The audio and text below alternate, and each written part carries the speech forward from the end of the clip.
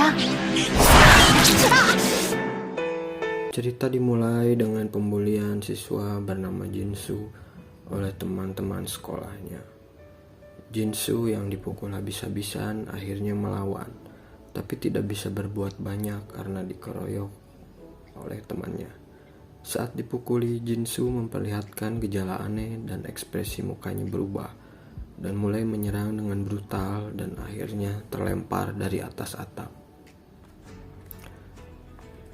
Jinsu berakhir dirawat di rumah sakit dan dijenguk oleh ayahnya. Tetapi saat dijenguk oleh ayahnya, Jinsu malah memperlihatkan fenomena lebih aneh pada dirinya, seperti orang yang kehilangan kesadaran dan mencoba menggigit ayahnya. Ayahnya pun bingung dan berakhir dengan mengambil buku dan memukul Jinsu secara membabi buta dengan ekspresi sedih dan berkata, "Ayah menyayangimu, Jinsu."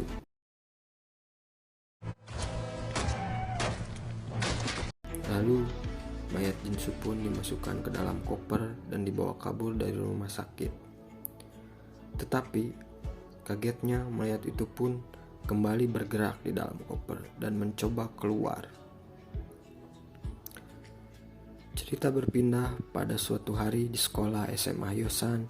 Siswa kelas 25 sedang melakukan piket kelas, yaitu Nam Onjo, Yeon Isak, Lee Chong San, dan Lee Soo Hyuk. Siswa kelas 25 lainnya bernama Hyunjo malah tertidur di ruang biologi. Selepas dia bangun, Hyunjo tertarik dengan suara aneh yang terdengar di dalam kantor lab biologi dan segera memeriksanya dan menemukan sebuah kotak. Dalam kotak tersebut terdapat sebuah tikus. Lalu tikus itu pun menggigit Hyunjo dan Hyunjo pun ketahuan oleh ayah Jinsu yang merupakan guru biologi dari SMA Hyosan. Jinsu yang tergigit oleh tikus pun akhirnya disekap oleh ayahnya Jinsu. Hari berganti, Onjo berangkat sekolah dengan Chongsan yang merupakan tetangga dan teman masa kecilnya. Sesampai di sekolah, Onjo melihat Soo Hyuk dan segera menghampirinya. Onjo pun berkata, "Datanglah ke atap setelah makan siang." Di dalam kelas 25, Chongsan, Hyosok, dan Gyungsu sedang bercanda dengan teman-temannya. Lalu masuklah Nayeon, seorang siswi yang langsung marah pada Gyungsu karena menduduki tempat duduknya dan menyuruhnya pergi. Guru pun masuk kelas dan kelas pun akhirnya dimulai. Sang guru menanyakan keberadaan Hyunjo karena tidak masuk sekolah. Sang guru pun pergi ke lab biologi dan bertemu ayah Jinso yaitu Byung-chan. Sang wali kelas pun bertanya pada Byung-chan apakah dia melihat Hyunjo karena tempat yang terakhir Hyunjo berada yaitu di lab biologi. Ayah Jinsu berkata bahwa dia tidak melihatnya. Ayah Jinsu pun kembali ke ruangannya dan terlihatlah bahwa Hyunjo ada di situ dan diikat tangan dan kakinya serta ditutupi mulutnya. Hyunjo pun disuntik oleh ayah Jinsu dengan obat penenang dan dia pun perlahan tenang. Tapi tidak berselang lama setelah ayah Jinsu keluar dan pergi mengejar di kelas, Hyunjo pun mengerang lagi sambil mengamuk. Matanya merah dan bibirnya penuh darah, dan ikatan tangannya pun akhirnya putus terlepas. Di kelas 25, saat proses belajar mengajar, Hyunjo tiba-tiba datang lalu jatuh ke lantai dan ditangkap oleh sang wali kelas. Hyunjo pun berkata bahwa dia disekap oleh guru biologi yaitu ayah Jinsu. Hyunjo pun lekas dibawa ke ruang UKS Soo Hyuk oleh Jo dan Isak. Setibanya di UKS, wali kelas segera menelpon rumah sakit dan meminta dikirim ambulans. Ambulans pun datang dan Hyunjo pun akhirnya dibawa ke rumah sakit. Tetapi ternyata petugas ambulans itu ternyata ayah Onjo. Ayah Jinsu pun akhirnya dibawa ke ruang kepala sekolah oleh para guru.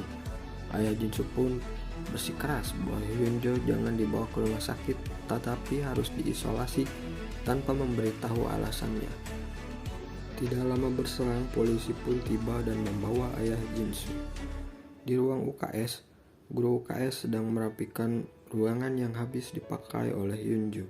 Sang guru pun tiba-tiba kesakitan dan melihat tangannya. Ia pun tersadar bahwa tangannya sempat digigit Hyunjo. Melihat lukanya yang malah tambah parah dan seperti membusuk, sang guru pun syok dan melihat cermin.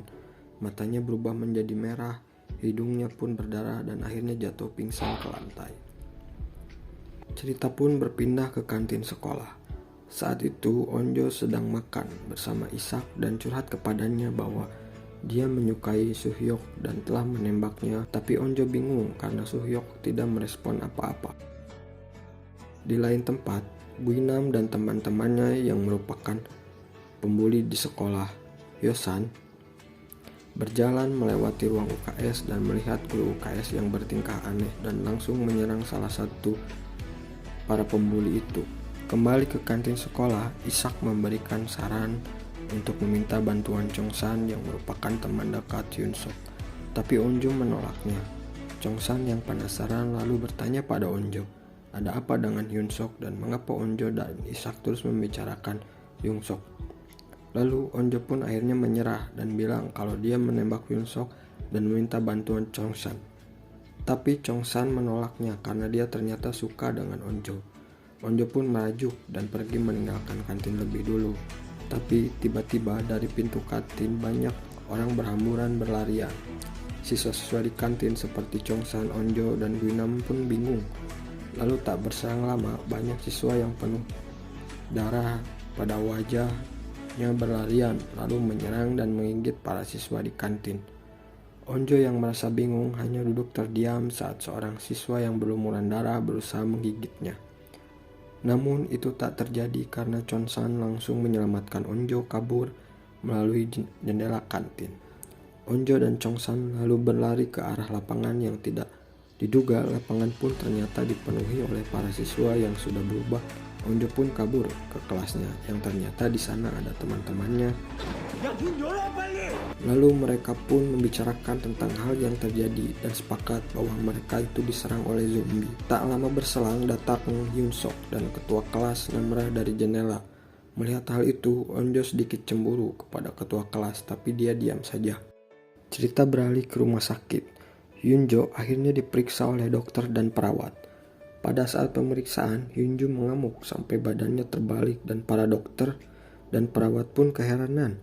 Dan ternyata Hyunjo sudah berubah total menjadi zombie dan menyerang seisi rumah sakit yang dimulai dari dokter dan suster yang berada di ruangan.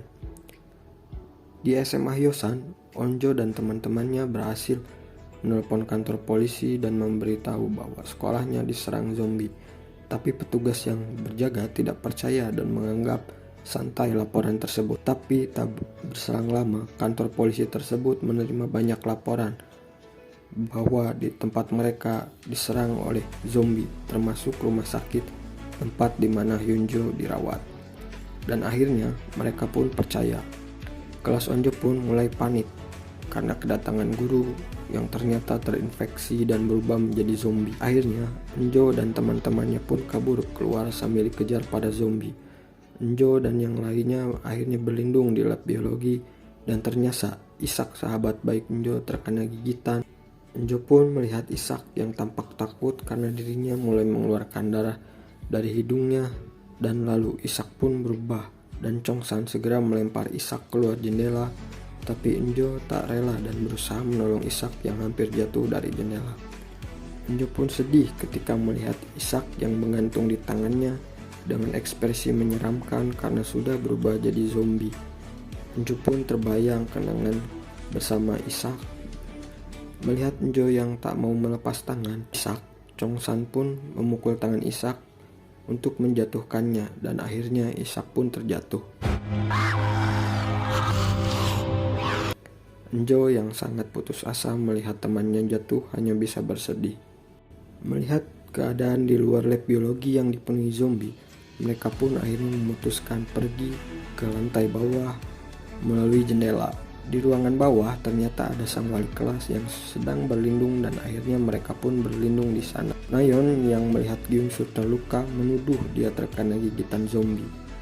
Padahal itu luka bekas ikutan temannya yang tidak sengaja. Tapi Nayeon tetap tidak percaya karena memang akal sehatnya sudah kalah oleh rasa bencinya terhadap Gyungsoo.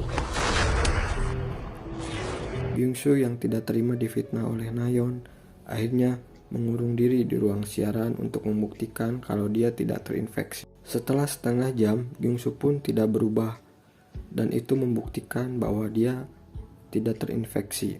Melihat hal itu, Nayeon yang terpojok oleh teman sekelasnya meminta maaf kepada Gyungsu oleh sang wali kelas.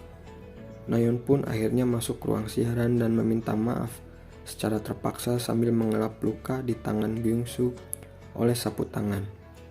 Melihat permintaan maaf yang tidak tulus, Gyungsu pun akhirnya marah dan hendak memukul Nayeon, tapi berhasil dihentikan oleh teman-temannya yang lain.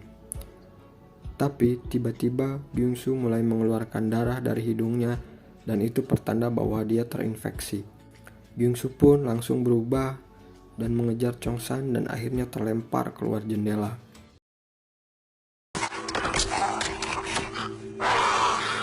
Melihat hal itu, Enjo dan teman-temannya tampak sedih dan bingung mengapa hal itu bisa tiba-tiba terjadi.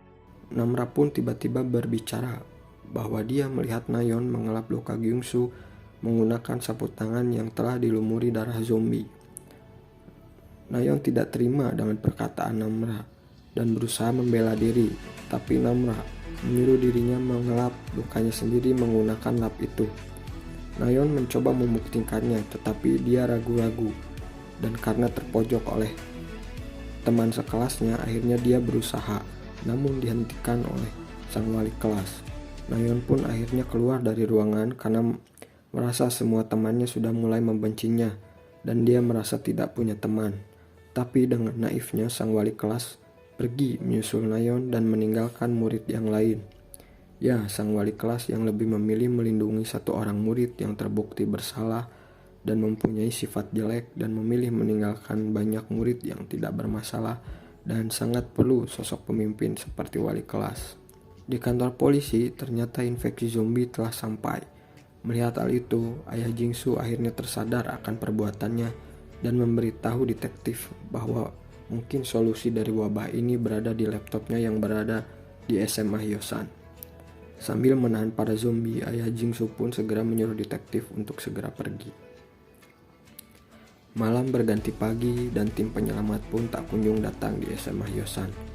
Chongsan dan Hyungsuk akhirnya sepakat untuk mengambil handphone di ruang guru.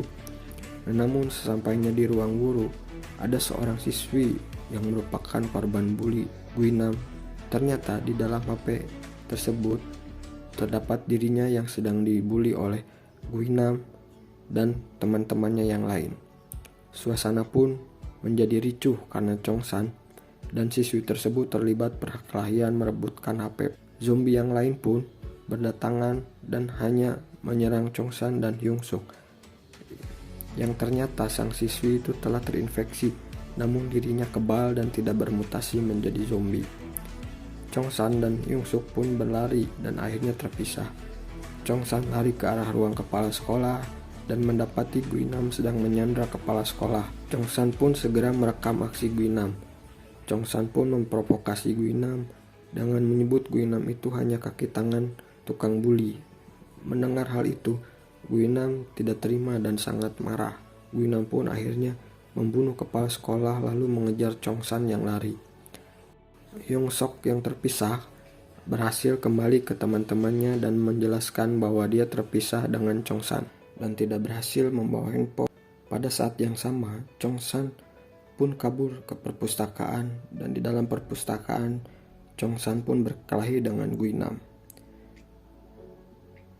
Pada akhirnya, Guinam pun berhasil dilukai matanya oleh Chongsan dan akhirnya melemparkan Guinam ke kerumunan zombie dan akhirnya para zombie pun mulai memakan Guinam.